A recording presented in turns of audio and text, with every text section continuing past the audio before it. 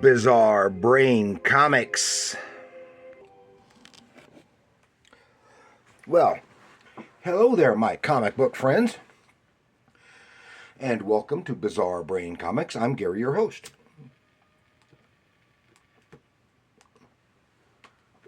And this is where I like to take a look at some older comics, talk a little bit about the characters and creators, and examine the stories and the art. Except when we don't. This time we don't. This time, instead of comic books directly, we're going to look at a few comic book related novels. And because I've shown before, like the novels, Batman novels, based on the animated series and such, and the Marvel novels, like from 79, when they had a whole series. I think it was a 10 or a dozen paperback novels based on the comic book characters.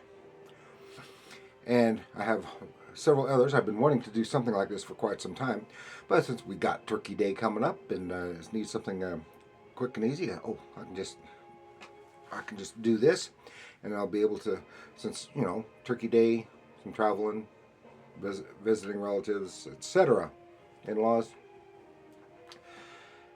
This will work for that.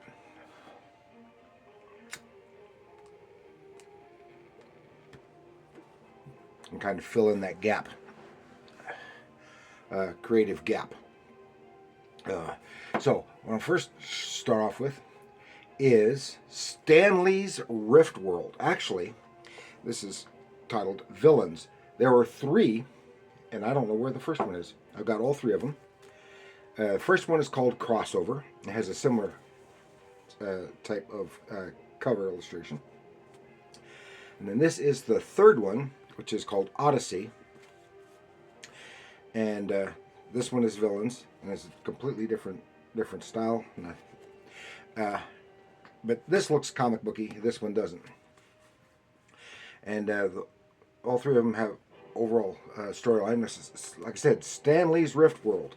It's written by Bill McKay. Here, in this one, it's list says by Stan Lee and Bill McKay. So, whether they're, and it's superhero-y, sort of. I don't know how much of the story Stan Lee actually came up with.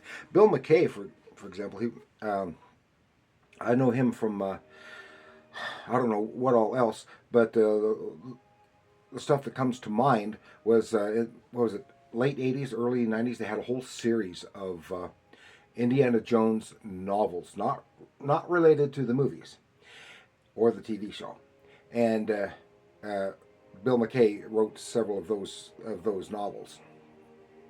And of course, Stan Lee, he probably set this up in the Crossover.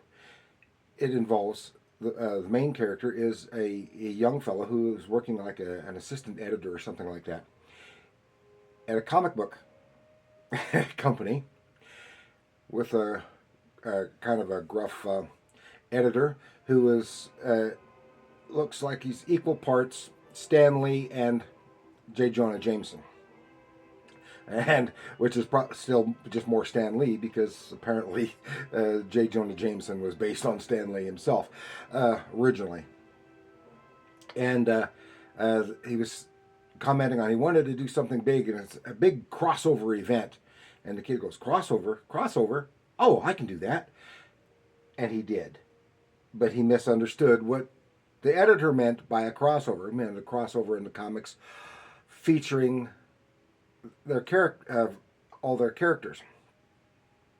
But this young guy, was from another universe, and he opened a rift, allowing people, in this case they were all giants, about 12, 15 feet tall, maybe more, I don't remember, and they crossed over into our world, or the world of the books, and became heroes, and villains. Unbeknownst to everyone, they give them character names, costumes, and got the rights for them to do comics based on them and their adventures, and all that stuff. And it turns out that all of the giants are working together to take over Earth. And that's about all I can really remember. I remember it was fun. I want to read them again. I think I started reading the first volume again, and then have mislaid it and not got back to it. So that's it. That was real interesting. Then we have here The Return of Swamp Thing.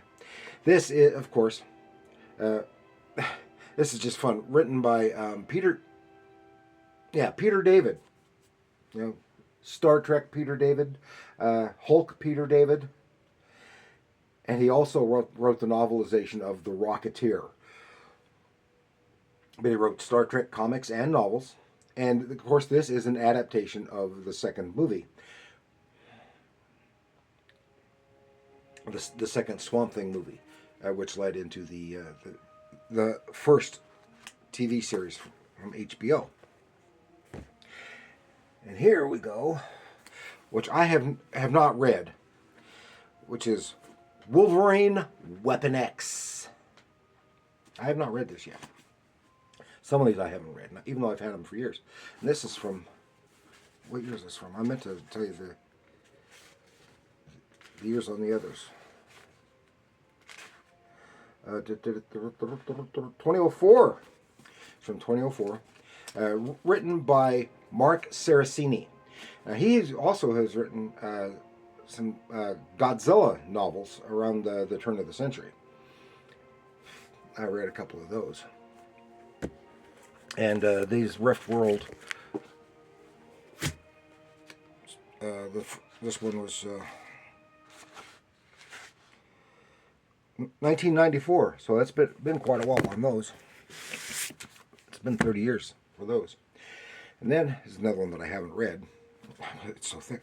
Oh, I did want to mention that on the Stan Lee Rift World, I think that last novel was intended to be 2, because it's twice the size of the others. So then we have this one by Catherine Jinks, Evil Genius, and this is a thick one.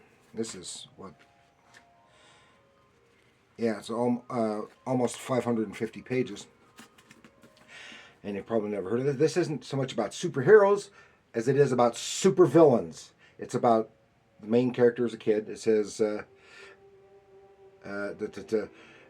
Cadel Pigot's parents thought he was brilliant and dangerous. His therapist thought that he could rule the world. They were right. He goes to a school for supervillains. And that sounds like fun. And I'm going to have to break down it. Here's another one. This is a Phobos Award winner by James Maxey. It says, Nobody Gets the Girl. And you can see one of the characters is in costume. They're superheroes. It says, Richard Rogers awakes one morning to find himself transformed into an invisible man, suddenly thrust into a new life as a superhero called Nobody. Yeah. He fights alongside 2 stunningly sexy superheroines, etc., etc.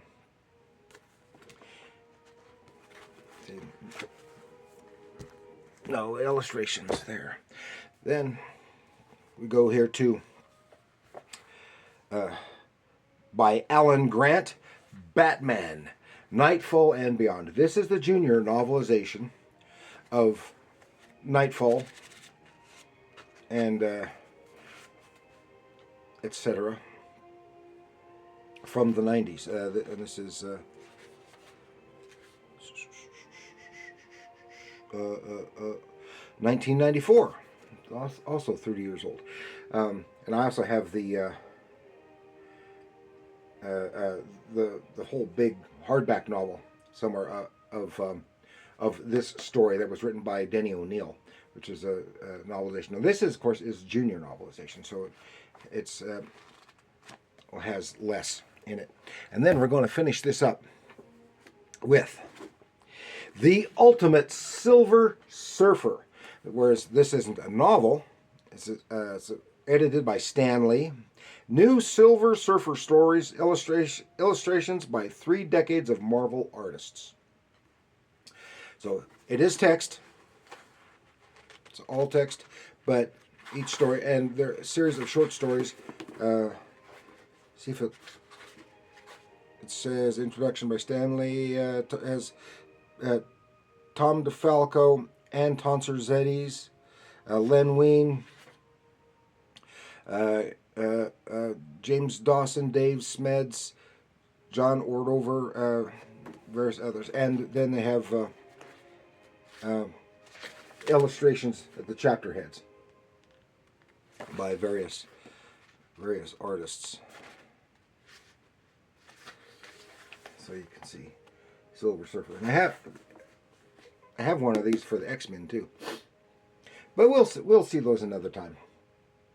So that is all I wanted to share with you this time, because I've had when I mentioned comic book novels, and people were surprised. I didn't know there were any. I said, yes, there have been a whole bunch of them, and they come and go with